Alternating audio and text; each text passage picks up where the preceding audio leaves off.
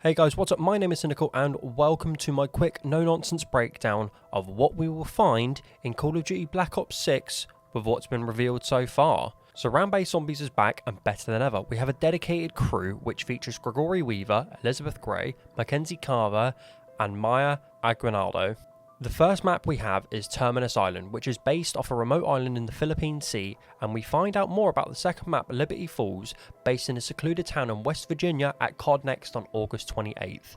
Terminus is a main quest in which will be revealed later on, and we are able to continue playing the map after we beat the main quest. The only ways to finish the map completely is extract or expire. You can change your POV on how you'd like to play zombies between first person and third person, and the new Omni movement system and intelligent move system can be combined together for really complex movement chains. We have deep customization of the heads up display, or it can be turned off altogether. We can turn off Pack-a-Punch camos if we want. The game uses always online features and uses file streaming to make sure the game runs smoother and faster. In private match, if you have friends, you can join them mid-game as long as they have the lobby space provided and their settings allow for it. We have the ability to save our solo run and continue it later on, which is huge for quality of life of the game.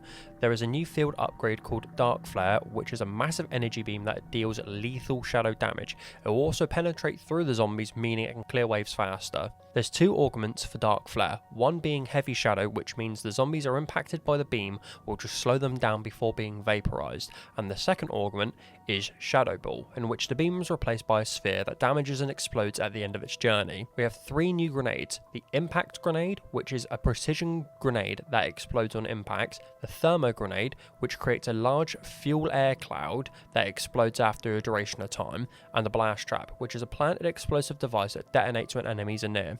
We have a new support which is called Mutant Injection. It temporarily transforms you into a mangler, in which allows you to be in third person, and you can knock zombies, you can use the cannon, you can run into them, all sorts of features. You can also grab the arm off a dead mangler and use that as a weapon.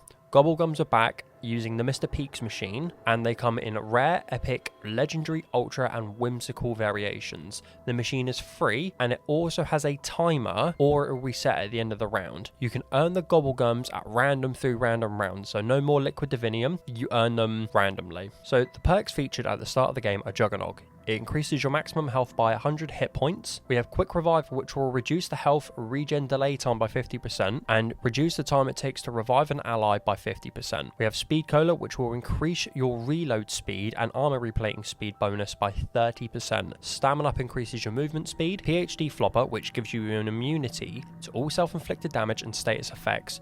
If you dive to prone, it triggers an explosion, which increases the higher you fall. We have Deadshot Daiquiri, which will automatically sight in your gun to the enemy's critical location, which is a headshot. It will also increase enemy critical damage. We have Elemental Pop, which means every bullet you fire will have a small chance to apply a random ammo mod effect. And the new perk, Melee Makiato, which will replace the weapon gun butt with a deadly punch that sends enemies flying. So the augment on perk for Melee Makiato is, its minor augment is Hidden Impact, which means every melee kill will reload a portion of your held weapon, and its major augment is Vampirism. A successful melee attack will heal for 25% of your health. Ammo mods have now changed, so it now costs salvage for ammo mods instead of using 2,500 points for an ammo mod. We have a new ammo mod called Shadow Rift. Bullets will deal shadow damage. Each bullet has a chance to spawn a black hole if striking normal or special enemies, warping nearby zombies away and dropping some of them from the air at high speed.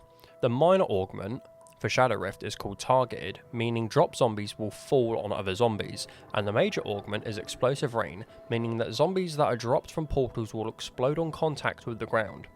The Rampage Inducer is back.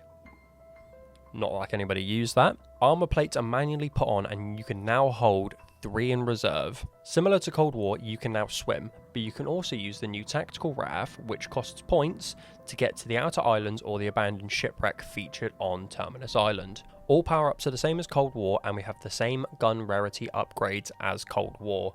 The armor is now a wall buy instead. We have a new wonder weapon called the Beam Smasher. The Beam Smasher has two firing modes. Its primary mode will fire a solid beam of energy, causing zombies to break down.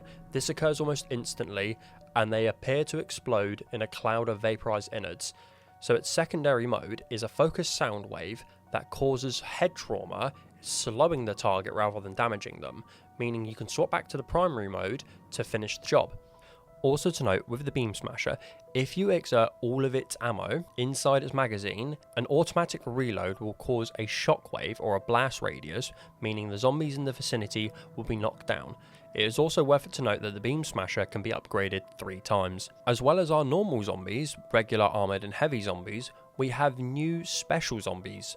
The 3 new special types of zombies in Black Ops 6 are vermin, parasites and amalgams. Also do note that the manglers have been updated to be a bit stronger in Black Ops 6. The vermin are large, spider-like ravenous scuttlers with a central thorax that seems to take the form of a screaming human head. They're relatively weak individually, but become more dangerous in groups, sometimes appear after detaching from a fallen zombie host. In a spray of blood, the head and some internal organs rip free of the skin and sprout legs. Vermin will sprint and jump to inflict damage, and they will also spit a caustic substance at you, but this doesn't seem to be very damaging. Parasites are a horrific flying creature consisting of a toothy head with wings, and it has a bulging sack of flesh as an abdomen. They move really fast, and they remain to stay at a distance. They will also shoot an acid projectile at you, causing you some damage. And the amalgams are a zenith of a body horror aesthetic.